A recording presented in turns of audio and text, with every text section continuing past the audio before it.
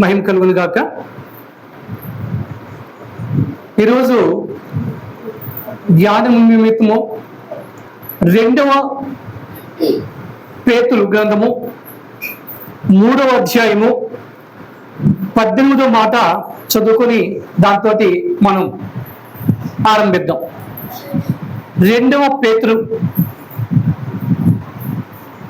3వ అధ్యాయము 18వ వచనం. మన ప్రభువును రక్షకుడునైన యేసుక్రీస్తు అనుగ్రహించు కృపయందును జ్ఞానమందును అభివృద్ధి పొందుడి. ఆయనకు ఇప్పుడును యుగాంతం వరకు మహిమ కలుగునుగాక. ఆమేన్. పేతురు ఈ మాటలు మనకి అందిస్తూ ఉన్నాడు. మనం అభివృద్ధి చెందాలి, ఎందులోని? కృపలోను, అలాగే జ్ఞానమందును. ఈ కృప గురించి ఈరోజు మనం కొద్దిగా ధ్యానం చేసుకోవడానికి ముందుకు వెళ్దాం. అపోస్తలుడైన పౌలు తన జీవితంలో ఈ కృప విషయంలో అనేక విషయాలు మనకి బోధించారు. వాటిని కొన్ని క్రోడీకరించుకొని ఈరోజు అవి మన జీవితానికి ఏ రీతిగా ఉపయోగపడుతుంది, ఏ రీతిగా మనల్ని దేవుల్లో బలపరిచి ముందుకు తీసుకెళ్తుంది, ఏ రీతిగా దేవునికి దగ్గర చేస్తుంది అన్న విషయాలు మనం చూసుకుందాం. 2వ తిమోతి ఇప్పుడు చూసాం కాబట్టి 2వ తిమోతి 2వ పేతురు చూసాం. ఇప్పుడు 2వ తిమోతి గ్రంథంలో 2వ అధ్యాయంలో మొదటి మాట చూద్దాం. అపోస్తలుడైన పౌలు ఏం చెప్తున్నాడు? నా కుమారుడా, క్రీస్తు యేసు యందున్న కృపచేత అది మనం బలం పొందుకోవాలి, మనం వృద్ధి చెందాలి, మనం స్థిరపడాలి, మనం ముందుకు సాగాలి అన్నప్పుడు దేంట్లో సాగాలి అంటే అపోస్తలుడైన పౌలు ఏం చెప్తున్నాడంటే, దేవుని కృపలో మీరు బలం పొందండి. ఎందుకంటే అది మనకి చాలా అవసరమైంది. నాకు దొరుకుతుందా అండి దేవుని కృప అని ఎవరికైనా సందేహం ఉంటే ఆ అపోస్తలుడైన పౌలే రోమీయులకు రాసిన పత్రిక 10వ అధ్యాయము 12వ వచనంలో ఒక మాట చెబుతూ ఉన్నాడు. యూదుడని గ్రీసు దేశస్థుడని భేదం లేదు, ఒక్క ప్రభువే అందరికీ ప్రభువై ఉండి తనకు ప్రార్థన చేయవారు అందరి ఎడల కృప చూపుటకు ఐశ్వర్యవంతుడై ఉన్నాడు. కృపకి ఐశ్వర్యానికి ఏమిటా లింకు అని మీరు అడగచ్చు. అంటే ఆయన కృప ఐశ్వర్యం కంటే మిన్నగా ఆయన మనకి అందించడానికి ఆయన సిద్ధుడు. అంటే ఆ కృపని మెండుగా, అంటే ధారాళముగా ఆయన మన మీదకి అనుగ్రహిస్తాడు అనే విషయాన్ని చెప్పబడుతుంది. ఇందులో ఏ భేదము లేదు, ఆయనకి పక్షపాతం ఏం లేదు. అటు ప్రతి వారికి కూడా తన కృపని ధారాళంగా ఆయన అనుగ్రహిస్తాడు. అయితే ఈ కృప పొందుకోవడానికి ఏం కావాలి అంటే కీర్తనకారుడు ఏం చెప్తున్నాడో తెలుసా? 147వ కీర్తన 11వ వచనం ఒకసారి చూద్దామా? 147వ కీర్తనలో 11వ మాట, తన యందు భయభక్తుల వారి యందు తన కృప కొరకు కనిపెట్టుకుని వారి యందు, ఎవరైతే ఆయన కృప కొరకు కనిపెట్టుకొని ఉంటారో దేవుడు వారి యందు ఆనందించి వారికి ఆ కృపని అనుగ్రహిస్తూ ఉంటాడు. ఎందుకు ఈ కృప? ఏం చేసుకుంటాం ఈ కృప? కూరంటుకుంటే బాగుంటుందా అని అనుకుంటే అదే కీర్తనకారుడు 63వ కీర్తన 3వ వచనంలో మొదటి భాగంలో ఒక మాట చెప్తూ ఉన్నాడు. 63వ కీర్తన 3వ వచనంలో మొదటి భాగంలో ఏమంటాడే, నీ కృప జీవము కంటే ఉత్తమము. అంటే మన జీవము కంటే ఉత్తమమైన కృపని మనకి దేవుడు అనుగ్రహించడానికి సిద్ధంగా ఉన్నాడు. ఆ కృపలో మనం దినదిన కూడా వృద్ధి చెందవలసిన ఆవశ్యకత ఎంతైనా ఉంది అని చెప్పబడుతుంది. 118వ కీర్తనలో కీర్తనకారుడు మొదటి వచనం నుంచి 4 వచనాల వరకు చూసుకున్నట్లయితే యెహోవా దయాళుడు, ఆయన కృప నిరంతరము ఉండును, ఆయనకు కృతజ్ఞతాస్తుతులు చెల్లించడి అని చెప్పి తర్వాత ఏమంటున్నారు? 3 రకాలైన మనుషుల గురించి ఆయన చెప్తాడు. ఏమిటి? ఇజ్రాయేలీలందరూ, అహరోను వారందరూ, ఇజ్రాయేల్ వారు అంటారు, అహరోను వారు అంటారు, ఆయన యందు భయభక్తులు గలవారు కూడా అదే అంటారు. ఏమిటంటే ఆయన కృప నిరంతరము నిలుచును. అవునా? నిజమా? నిజమేనా? 136వ కీర్తనలో ఉన్నది 22 వచనాల్లో చూసుకున్నప్పుడు 22 వచనాల్లో 22 సార్లు ఆయన కృప నిరంతరము ఉందని చెప్పి కీర్తనకారుడు చెబుతూనే ఉన్నాడు. అంటే జీవితకాలం అంతా కూడా దేవుడు తన కృపలో మనల్ని భద్రపరిచి నడిపించడానికి ఆయన సిద్ధుడు, ఆయన సిద్ధమై ఉన్నాడు. ఆ కృపని పొందుకోవడమే మన యొక్క కర్తవ్యం. బాగుందండి, అన్నీ చెప్పారు. అయితే కృప అంటే ఏంటండి అని మీరు అడగచ్చు. కృప అంటే దేవుడు దయతో ఉచితంగా అనుగ్రహించిన అనుగ్రహమే ఇది కృప. ఉచితముగా, దాన్ని మనం ఏమాత్రం కూడా వెలపెట్టి కొనలేం. కాబట్టి ఆ రీతిగా ఆయన మనకి ఉచితంగా ఇచ్చే గొప్ప అనుగ్రహం. ఎలాంటి అర్హత లేకపోయినా మన పాపాల శిక్షకు బదులు దేవుడు ఆయన కృపని మన మీద చూపిస్తాడు. ఈరోజు దేవుని యొక్క కుటుంబంలో చేరిన కింతాడ రాము ఇందాక ఒక మాట చెప్పాం. అయ్యా, ఇంతవరకు కూడా నీ జీవితంలో నువ్వు ఏ అపరాధాలైతే, ఏ పాపాలైతే, ఏ అతిక్రమాలైతే చేసావో ఈరోజు దేవుడు కృప చొప్పున నీ యొక్క అతిక్రమం అన్నింటినీ కూడా ఆయన కడిగి వేసి తుడిచివేసి, అంతేకాకుండా ఆయన ఇంకో మాట కూడా చెప్పాడు మనల్ని బలపరచడానికి. నీ యొక్క అపరాధములు, నీ పాపములు నేను తూర్పుకి పడమట ఎంత దూరమో అంత దూరము వెనకపక్క విసిరేస్తాడన్నాడు. ఎలాగా? తూర్పుకి పడమట ఎంత దూరం? 2 కిలోమీటర్లా, 20 కిలోమీటర్లా తెలియదు. అలాంటిది వెనక్కు కొంటే ఆయన చూసి విసురుతాడా, విసురుతాడా? అంటే ఆయన ఏమంటుందంటే, నేను నాకు కనబడినంత దూరం నేను విసురుతాను అంటే దాని అర్థం నేను మరల వాటిని జ్ఞాపకం చేసుకోను. ఈ రీతిగా ఆయన మన మీద దయ చూపడం అది కృప. ఆ కృపని మనం పొందుకుంటూ, ఆ కృపనిలో ఆస్వాదిస్తూ, ఆ కృపలో మనం ముందు కొనసాగితే మనకి జీవితం ఆనందమయం. అందుకే అంటాడు, ఆ కృప అపోస్తలుడైన పౌలు ఒకానొక సమయంలో తనకు కలిగిన బాధని దేవుడికి విన్నవిస్తూ బ్రతమాడుతూ, అయ్యా ఈ బాధ నుంచి నాకు ఉపశమనం కలిగించవా అని అడిగితే ఆయన ఒకటే ఒక మాట చెప్పాడు. ఏం చెప్పాడు? నా కృప నీకు చాలును. ఏంటి? నా కృప నీకు చాలును. దశే కృప నీకు తోడుంటే ఏది అక్కర్లేదు.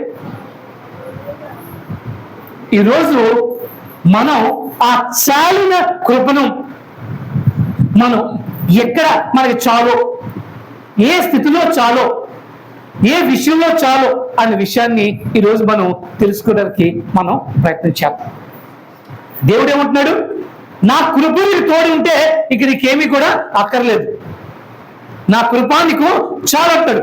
కాబట్టి దేవుని కృప కొరకు మనం ఎదురు చూడాలి. ఆయన గడప వద్ద కాచుకొని ఆయన కృప కొరకు ఎదురు చూచేవాడు ధన్యులు. ఆయన గడప వద్ద అంటే ఆయన ఉన్న స్థలంలో మనం నిలబడి దేని గురించి చూడాలి? ఆయన కృప గురించి. కీర్తనకారుడు మరో కీర్తనలో ఎలా అంటున్నాడు తెలుసా? రాత్రి ఉన్న కాపలాదారుడు, కావలివాడు వేకువ కొరకు ఏ రీతిగా అయితే ఎదురు చూస్తూ ఉంటాడో మనం కూడా ఆయన యొక్క కృపకు ఆ విధంగా ఎదురు చూస్తూ ఉంటే అది మనకి మంచిది. అటువంటి ఉదాహరణతోటి మనల్ని ఏం చేసినట్టే దేవుడికి దగ్గరగా తీసుకొని వెళుతూ ఉన్నాడు. కాబట్టి భక్తులు చెబుతుంటారు, కృప తప్ప వేరొకటి లేదయ్యా. మరి రావణుడు ఎప్పుడు పాడుతూ ఉంటాడు ఆ పాట. ఏంటి? నాకు చాలా ఇష్టమైన పాట అది. కృప తప్ప వేరే లేదయ్యా, నీ కృపయే కదా. ఓకే, ఆ కృప ఉంటే చాలు, నువ్వు చాలన్నా దేవుడు అంటాడు నన్ను నీకు చాలు అని చెప్పి ఆయన మనకి అభయం ఇస్తున్నాడు. అటువంటి కృప మనం పొందుకోవాలని చెప్పి ఆశిద్దాం. ఆ కృప ఎందులో? మన బలహీనతలో దేవుడు మనకి తన కృపని అనుగ్రహిస్తాడు. ఇంతకన్నా అపోస్తలుడు పౌలు అదే కదా అన్నాడు. 2 కొరింథీయుల పత్రిక 12వ అధ్యాయం 9వ వచనం చూసినప్పుడు ఆయన ప్రార్థిస్తే ఆయన ఏమన్నాడు? నా కృప నీకు చాలు. అపోస్తలుడైన పౌలు ఎటువంటి వాడు? మనం అపోస్తలుల చరిత్రను మనం చూసుకున్నట్లయితే క్రీస్తు తర్వాత స్థానాన్ని సంపాదించిన వాడు అపోస్తలుడు పౌలు. అటువంటి ఆయన కూడా ఒకనొక సమయంలో యేసుని ప్రార్థన చేశాడు. తన ఉదరములో ఏదో ఒక బాధ కలిగి అది ముళ్ళుగా ఆయన్ని బాధిస్తున్నప్పుడు ఆయన అడుగుతున్నాడు, నాకున్న ఈ ముళ్ళుని తీసేయవా ప్రభు? దేవుడే ఉన్నాడు, నేను తీయను. కారణం ఏంటి? నా కృప నీకు చాలు, అది నిన్ను ఏమాత్రం కూడా బాధించదు. అలాగే మన బలహీనతలో మనం నీరసించిపోయి నిరుత్సాహపడిపోయి ఏం చేయాలో తెలియని పరిస్థితిలో కూడా ఆయన తన కృపతో మనల్ని ఆదరించే దేవుడు మన దేవుడు. కాబట్టి మన బలహీనతలో మనం అటు ఇటు పరిగెట్టక్కర్లేకుండా దేవుని సన్నిధికి మనం పరిగెట్టితే ఆయన కృప మనకి తోడుగా ఉంటుంది. కాబట్టి మన బలహీనతలో మనల్ని బలపరిచేది దేవుని యొక్క కృప. కాబట్టి బలహీన పరిస్థితుల్లో మనం ఏమాత్రం కూడా దిగులు పడవలసిన అవసరం లేదు. మనల్ని బలపరిచే ఆ దేవుడు మనకు తోడై ఉన్నాడు. ఆయన కృప మెండుగా ఆయన మన మీద కుమ్మరించడానికి సిద్ధంగా ఉన్నాడు. కాబట్టి మన బలహీనతలో ఆయన కృప మనకు చాలు, అంతమందికే అక్కర్లే. మన బలహీనతలో ఉన్నప్పుడు మనం దిగులు పడవలసిన అవసరం లేదు, ఇంకా ఏదేదో చేయవలసిన అవసరం లేదు. దేవుని యొక్క సన్నిధిలో ఆయన కృప కొరకు కనిపెట్టుకుంటే ఆయన కృప మనకి బలహీనతలో చాలు. ఈ లోకంలో చాలా మందికి అనేక బలహీనతలు ఉన్నాయి. ఆ బలహీనతని ఎలా జయించాలి అన్నప్పుడు దేవుని కృపతో మాత్రమే. మనంతరం మనం జయించాలి అంటే అది మన వల్ల కాదు. రామో బలహీనతలో బలము చేకూర్చేవాడు.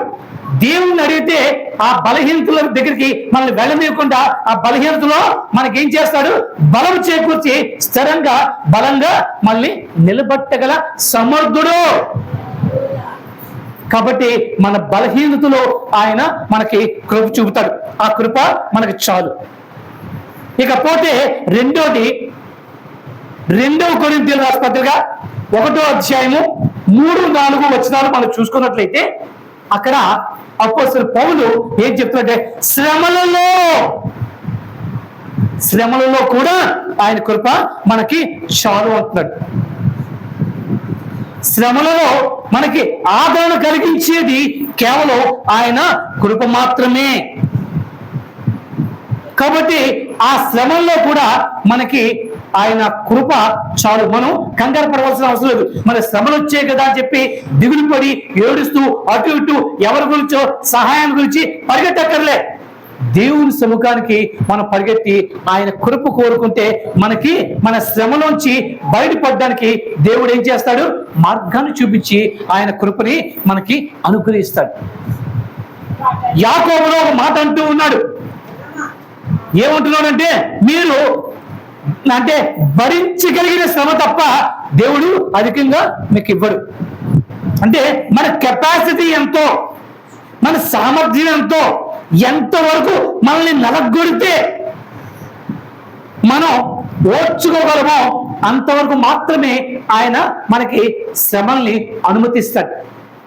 ఇది కృప కాదా? కాబట్టి ఈ యొక్క శ్రమలలో కూడా ఆయన కృప మనకు చాలు. మొదటిది బలహీనతలో ఆయన కృప చాలు.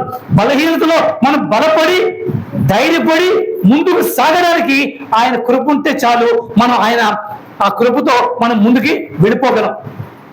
అలాగే మన శ్రమలలో కూడా మనం ఏమాత్రం కూడా దిగులు పడకుండా ఆయన కృపని మనం కోరుకున్నట్లయితే ఆ కృపలో మనం ముందుకు వెళ్ళగలం. అపోస్తలుడు పౌలుకు వచ్చిన శ్రమల గురించి మనం తెలుసుకోవాలంటే ఆయన అనేకం ఉన్నాయి. ఆయన చెప్తూ ఉన్నాడు.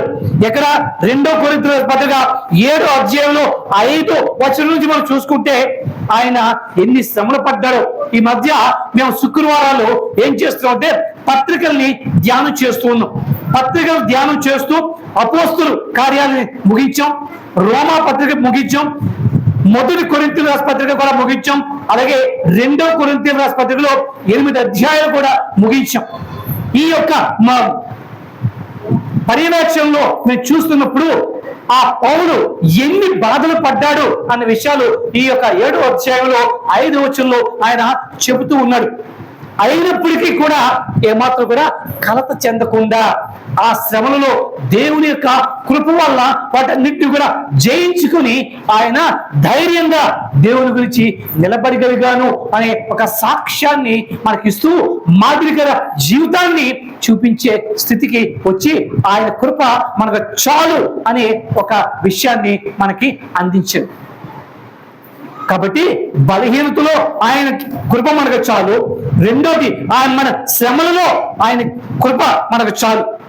ఇక మూడోది దేవుడు మనల్ని రక్షించి పాపము నుంచి విమోచించి శుద్ధీకరించి మనల్ని పరిశుద్ధులుగా చేశారు. అవునా? పరిశుద్ధులుగా చేసిన వాటిని ప్రత్యేకంగా ఎక్కడో పెట్టారా? ఎక్కడ పెట్టారు? మరలా పాపలోకంలోనే పెట్టారు. పాపలోకంలో పెట్టిన మనకి ఆ పాపపు గాలి, ఆ పాపపు ధూళి అంటుతూ ఉంటుంది కదా.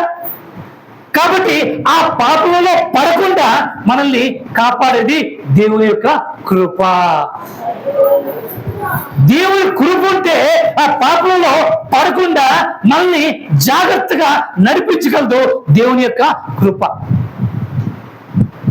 కాబట్టి పాపములో కూడా పాపాన్ని జయించడానికి దేవుడు తన కృపని మనకు అనుగ్రహిస్తాడు. పాపాన్ని జయించడానికి కూడా ఆయన కృప ఉంటే మనకు చాలు, అంతమించి ఇంకేం ఒక్కదే. ఆయన కృప ఉంటే మనం బలహీనతలు చేస్తాం, శ్రమల్ని అధిగమిస్తాం, పాపాన్ని జయించగలుగుతాం. ఈ వీటన్నిటిలో కూడా దేవుని కృప మనకి చాలు. ఇకపోతే ఏమంటారు తెలుసా? అదే మనకి పాపములు జయించడానికి వచ్చిన మాట అపోస్తలుడు పౌలు రోమీయులకు రాసిన పత్రిక 6వ అధ్యాయము 14వ వచనంలోని ఈ మాట చెప్తున్నాడు. రోమీయులకు రాసిన పత్రిక 6వ అధ్యాయంలో 14వ మాటలో ఈ మాట చెప్తాడు. మీరు కృపకే గాని ధర్మశాస్త్రములకు లోనైన వారు కారు కనుక పాపము మీ మీద ప్రభుత్వం చేయదు. ఆయన కృప ద్వారా మిమ్మల్ని ఆ పాత నిబంధన నుంచి దాటవేసి కొత్త నిబంధనలోకి తీసుకొచ్చారు. కాబట్టి పాపం మీ మీద ఏమాత్రం కూడా ప్రభుత్వం చేయదు. ఆయన కృపతో మనల్ని ఆదరించారు. కాబట్టి పాపాన్ని జయించడానికి కూడా ఆయన కృప మనకి చాలు, ఇంకేమీ కూడా అక్కర్లేదు. ఇకపోతే ఇంకోటి ఏమంటారంటే అదే 1 కొరింథీయుల పత్రిక 15వ అధ్యాయంలోని 10వ వచనాన్ని మనం చూసుకున్నట్లయితే ఎవరిదా ఫోన్? అయినను నేను ఏమై ఉన్నానో. అపోస్తలుడు పౌలు ఏమై ఉన్నాడు? దేవుని యొక్క పరిచారకుడై ఉన్నాడు. అంతే కదా. ఆయన చేసిన పరిచర్య ఇంకెవరు కూడా చేయలేకపోయారు. ఆయన దేవుని యొక్క పరిచర్యలో, సేవలో, అందులో కూడా దేవుని కృప మనకు చాలు.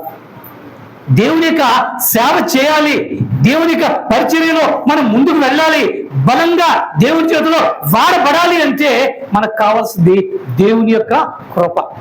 దేవుని యొక్క కృప లేకుండా మనంతో మనమే నిర్ణయం తీసుకొని నేను చేసేస్తాను అని అనుకుంటే అది మన భ్రమ. దేవుని యొక్క కృప మనకుంటే దేవుని కార్యాలని మనం ఘనముగా బలముగా చేయడానికి అవకాశం ఉంటుంది. కాబట్టి ఆయన సేవా పరిచర్యకు కూడా ఏం చాలు? ఆయన కృప చాలు. ఆయన కృప ఉంటే మనం ఆయన యొక్క పరిచర్య ఘనంగా చేయడానికి దేవుడు మనకి ముందుకు నడిపిస్తాడు. అర్థమవుతుందా? కృప దేనికి చాలు? మనకి మన బలహీనతలో ఏమైనా సరే కృప ఉంటే చాలు. మన శ్రమలలో దేవుని కృప ఉంటే మనకు చాలు. పాపాలను జయించడంలో ఆయన కృప ఉంటే మనకు చాలు. అలాగే ఆయన సేవా పరిచర్య చేయాలనే కోరిక మనలో ఉంటే ఆ యొక్క కృప మనల్ని ఏం చేస్తుంది? ఆయన సేవలో మన ఇష్టాన్ని తెలుసుకొని ఆయన నడిపిస్తారు. ఆయన కృపలో మనం నడిపిస్తారు. మనకి అన్ని కూడా అమర్చి ఏమంటాడు? తను ప్రేమించిన వారికి, తన సంకల్పం చెప్పిన పిలవబడిన వారికి సమస్తమును మేలు కొనుగటికే సమకూడి జరుగును అన్న మాట రాయబడుతుంది. ఇంతకన్నా ఇంకేం కావాలి? కృపని అనుభవించడంలో ఇంతకన్నా ఇంకేం కావాలి? కాబట్టి బలహీనతలో, శ్రమలలో, పాపాన్ని జయించడంలో, సేవ పరిచయం చేయడంలో ఆయన కృప మనకు చాలు. అంతేనా అండి అని అడిగితే హెబ్రీయుల పత్రికలో మరో మాట చెప్తున్నాడు. 4వ అధ్యాయము 16వ వచనంలో, హెబ్రీయుల పత్రిక 4వ అధ్యాయము 16వ వచనంలో ఏం చెప్తున్నంటే మన ప్రతి అవసరంలో కూడా ఆయన కృప చాలు. ఇది అదే అని ఏం లేదు. మన ప్రతి అవసరతలో, అప్పుల్లో ఉన్నావా ఆయన కృప చాలు, కష్టాల్లో ఉన్నావా ఆయన కృప చాలు, బాధతో ఉన్నావా ఆయన కృప చాలు, రోగంతో ఉన్నావా ఆయన కృప చాలు. ఆ కృప మనలోని ఏ స్టేట్మెంట్ నింపిస్తుందో తెలుసా? అపోస్తలుడు పౌలు ఒక స్టేట్మెంట్ ఇస్తున్నాడు. ఏమని ఇచ్చాడు? బ్రతుకుట. ఆ కృప మనల్ని ఏం చేస్తుందంటే అటువంటి పీక్ అంటే ఆ యొక్క శిఖరాగ్రతకి మనల్ని తీసుకెళ్తుంది. అప్పుడు మనం దేనికి కూడా చింతించవలసిన అవసరం ఏమి ఉండదు. ఎందుకంటే దేవుని కృప నాకు ఉంటుండగా నాకు ఇంకేం అక్కర్లేదు. అదే ప్రతి అవసరతను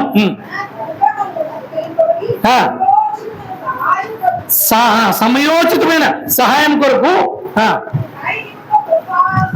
అదే ఆ ధైర్యమే మన ప్రతి అవసరంలో కూడా ఆయన కృప మనకి అనుగ్రహింపబడి మనల్ని ముందుకి నడిపిస్తుంటుంది. ఇది అది అని ఏం లేదు. మీకు ఏ సమస్య ఉన్నా, ఎటువంటి పరిస్థితులు అయినా, ఎటువంటి కష్టాలు మీకు ఎదురొచ్చినా దేవుని కృప కొరకు మీరు కనిపెట్టుకున్నట్లయితే ఆ కృప మీకు మార్గాన్ని తెరిచి చింత లేకుండా చేస్తూ ఉంటుంది. కారణం ఏమిటో తెలుసా? పేతురు చెప్తున్నాడు, మీ చింత యావత్తు ఆయన మీద పెట్టండి. కారణం మీ గురించి ఆయన చింతిస్తున్నాడు. మీ గురించి ఆయన చింతిస్తున్నాడు. మీ చింత యావత్తు ఎవరి మీద పెట్టాలి? ఈ విషయంలోని మన సత్యవతి నాకు భలే ఇష్టం. ఎందుకంటే తను ఎప్పుడు ఒక స్టేట్మెంట్ ఇస్తూ ఉంటుంది, దేవునికి అసాధ్యం అంటే ఏది లేదని. తన ఆ యొక్క ఆ నమ్మిక పక్కన ఆ నమ్మిక చెప్పునే మరణ అవస్థలోంచి దేవుడు ఈడ్చుకొని వస్తాడు. పద్మ చెప్పిన మాట కరెక్ట్. అంటే తన ధైర్యానికి దేవుడు కృప చూపు నడిపిస్తున్నాడు. ఇంకొకరు అయితే ఆ విధంగా వెళ్ళారు. డాక్టర్లు హోప్లెస్ అని చెప్పేశారు. ఇంకా నీకు ఆ లంగ్స్ పనిచేయమన్నారు. ఇప్పుడు కూడా దేవుని కృపే. తనకి ఒక లంగ్ టోటల్ గా పోయింది, ఒక లంగ్ తోటే జీవిస్తుంది. దేవుని యొక్క కృప. క్రిందటి వారం అంత ముందు వారం వచ్చి ఒక సాక్ష్యం చెప్తున్నది, బండి నుంచి పడిపోయాను, నాకేమవ్వలేదు, దేవుడు నన్ను మళ్ళీ ఇగో సంగతి తీసుకు. డాక్టర్ ఏం చెప్పారు తెలుసా? అమ్మా, నువ్వు 4 అడుగులు నడవద్దు, అలాగే ఒంగోని ఏ పని చెయ్యొద్దన్నట్టు మాత్రమే చెప్పాడు డాక్టర్, ఆవిడ చేత అలా చేయించవద్దండి, ఆవిడకి కష్టం అని. కానీ దర్జాగా పనులన్నీ చేసుకుంటూ, ఇది కాదా దేవుని కృప? మన సజీవ సాక్షి మన ముందు, మన కళ్ళ ముందు తనను చూసి మన స్ఫూర్తి తెచ్చుకొని దేవుని కృపలో మనం ముందుగా సాగడానికి మనం దోహదపడాలి. కాబట్టి బలహీనతలో ఆయన కృప చాలు, శ్రమలలో ఆయన కృప చాలు, పాపాన్ని జయించడంలో ఆయన కృప చాలు, సేవ పరిచర్యలో ఆయన కృప చాలు, ప్రతి అవసరతలో ఆయన కృప చాలు. అలాగే ఎఫెసీయులకు రాసిన పత్రికలో 2వ అధ్యాయము 8వ వచనంలోని మరొక మాట చెప్తున్నాడు. అపోస్తలుడు పౌలు సంపూర్ణంగా ఆయన కృపని అవపోషణ పట్టేశాడు. అందుకే చెప్తాడు, ఏ విషయంలో మనకి సందేహం వచ్చినా ఆ విషయంలో ఆయన కృప చాలు అంటాడు. చూడండి, ఎఫెసీయులకు రాసిన పత్రిక 2వ అధ్యాయము 8వ వచనం. విశ్వాసం ద్వారా కృప చేతనే రక్షింపబడి, మన రక్షణ కూడా ఆయన కృప చాలు. ఆ రక్షణలో కొనసాగడానికి కూడా ఆయన కృప చాలు. ఎంత బాగా చెప్తున్నాడు చూసారా? ఆయన కృప మనకి అంతటి బలాన్ని ఇస్తున్నది, అంతటి మనకి ఆనందాన్ని ఇస్తున్నది. మీరు విశ్వాసం ద్వారా కృప చేతని రక్షింపబడి ఉన్నారు. ఇది మీ వల్లది కాదు, ఇది దేవుని వరమే. రక్షణ పొందుకోవడం అనేది దేవుని యొక్క వరం. ప్రతి వారు కూడా మోక్షం కావాలి అని ఆకాంక్షిస్తూ ఉంటారు, అవునా కాదు? ఎవరిని అడిగినా నువ్వు చచ్చిపోతే ఎక్కడికి వెళ్ళాలి రా అనుకుంటావు అని అడిగితే ఏం చెప్తారు? దాంట్లో వరకు కాంప్రమైజ్ లేదు. కానీ వెళ్ళగలవా? ఏమో. కానీ ఆ మోక్షానికి మార్గాన్ని మనకి అనుగ్రహించాడు యేసు ప్రభు. దాన్ని రక్షణ అన్నారు. దేని నుంచి రక్షణ? పాప బంధకాల నుంచి మనం రక్షించి ఆయన మనకి ఆ రక్షణని అనుగ్రహించి మన చుట్టూ ఒక రక్షణ కవచాన్ని మనకి ధరింపచేశాడు. పాపము మన మీద రాజ్యం వెళ్ళకుండా, మరణము మనల్ని ఈడ్చగలకుండా, ఆయన మరణించి పాతాళానికి వెళ్ళి ఏం చేశాడు? మరణపు ముళ్ళుని ఆయన విరిచాడు. ఎందుకు? ఆ మరణపు ముళ్ళు ఏం చేస్తున్నది? మనుషుల్ని భయపెడుతున్నది. ఏ కారణంతో భయపెడుతున్నది?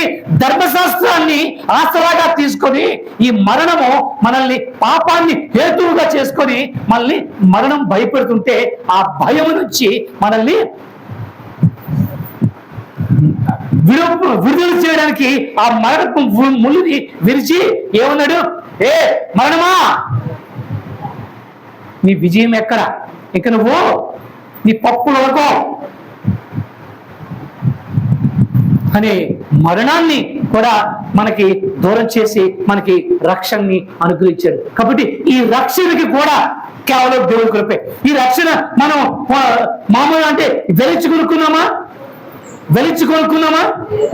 లేదు. దేవుని యొక్క కృప మాత్రమే. అందుకే కృప తప్ప వేరొకటి లేదు. క్రైస్తవ జీవితానికి కృప మాత్రమే. కృప వెంబడి కృపని ఆయన మనకు అనుగ్రహిస్తున్నాడు. ఏంటి? ఎలాగా? కృప వెంబడి కృపని. ఇదైపోతే ఇంకోటి, ఇదైపోతే ఇంకోటి, ఇదైపోతే ఇంకోటి, దానికి అంతం లేదు. ఆ విధంగా కృప వెంబడి కృపని మనకు అనుగ్రహిస్తూ మనల్ని ఆయన ఏం చేస్తాడు? ఆకర్షించుకుంటున్నాడు. అందుకే అంటున్నాడు, కృప నీకు చాలు. కాబట్టి రక్షణని అనుగ్రహించుటలో, రక్షణని కాపాడుకోవడంలో కూడా దేవుని యొక్క కృప మనకు చాలు. మన రక్షణని మనం కాపాడుకోవాలి అనుకుంటే మన వల్ల అవుతుందా? మన బలహీనతలు మనల్ని లాగేస్తాయి. అనేక మంది దేవుని అంగీకరించి వెనక్కి వెళ్ళిపోయిన వాళ్ళు లేరు, వారి రక్షణని వారు కోల్పోయిన వారు లేరు. ఏనాడైతే పాపం చేస్తామో ఆనాడు మనలో ఉన్న రక్షణ ఆనందము ఏమవుతుంది? జారిపోతుంది. అందుకే దావీదు అంటున్నాడు, ప్రభువా నాలో రక్షణ ఆనందాన్ని మరలా పుట్టించువా. రక్షణ ఆనందాన్ని మరలా పుట్టించు. కాబట్టి ఆ రక్షణలో కొనసాగడానికి కేవలం దేవుని యొక్క కృప మాత్రమే చాలును. ఎన్ని మాట్లాడుకున్నాం? 6 విషయాల్లో మనం మన కృపను చూసుకున్నాం. ఏంటంటమ్మా? 1 బలహీనతలో, శ్రమలలో, పాపం జయించడంలో, పరిచర్యలో, ప్రతి అవసరతలో, అలాగే రక్షణని కొనసాగించడంలో, రక్షణ పొందుకోవడంలో. చివరిగా ఇంకోటి చూద్దామా? ఆయన కృప యోహాను పత్రిక 1వ అధ్యాయము 16వ వచనంలో చూస్తే ఆయన కృప ఎలా తెలుసా? నిత్యము నిలిచే కృపని ఆయన అనుగ్రహిస్తూ ఉన్నాడు.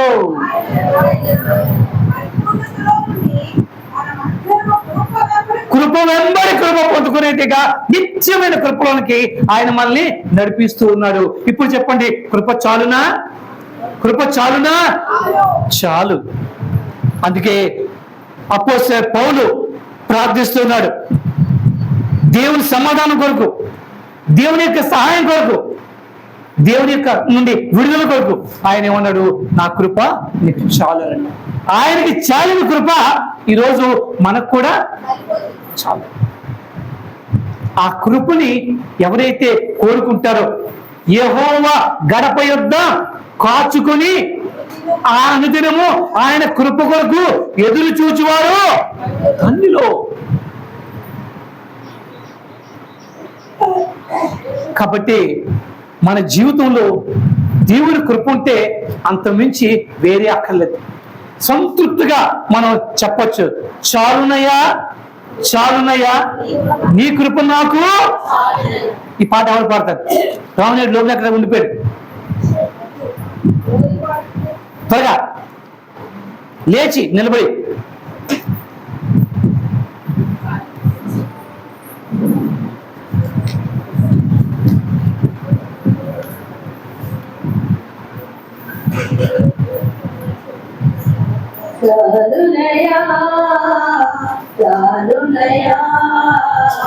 నీ కృప నాకు,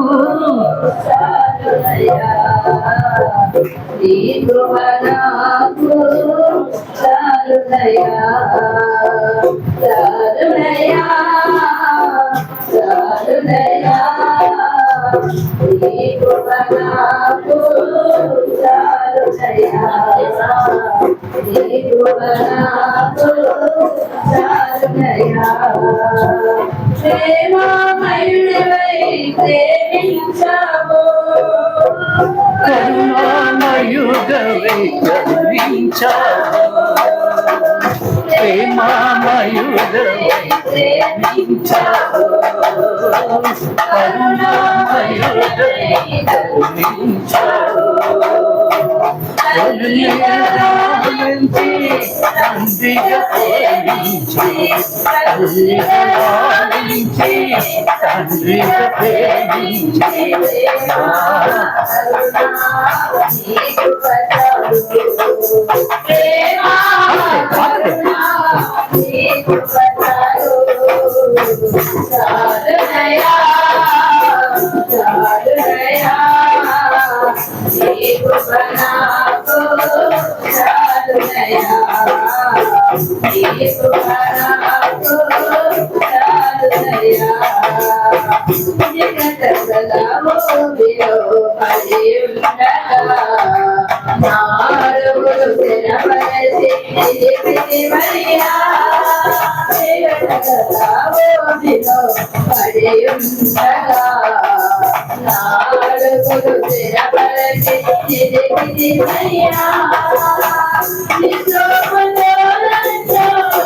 అడుగుము యేసయ్యా యేసును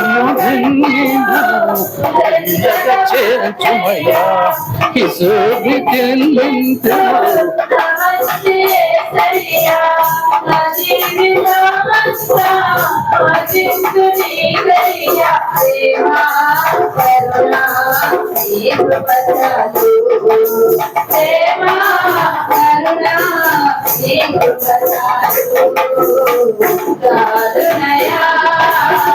కరుణయా నీ కృప నాకు కరుణయా నీ కృప నాకు కరుణయా మందులు దేవుడు చేసినా తల్లిదండ్రులే నన్ను వెలివేసినా మందులు దేవుడు చేసినా తల్లిదండ్రులే నన్ను వెలివేసినా మెల్లగా ప్రేమించి రచించినాయా కీర్తి చెల్లించు మంచి యేసయ్యా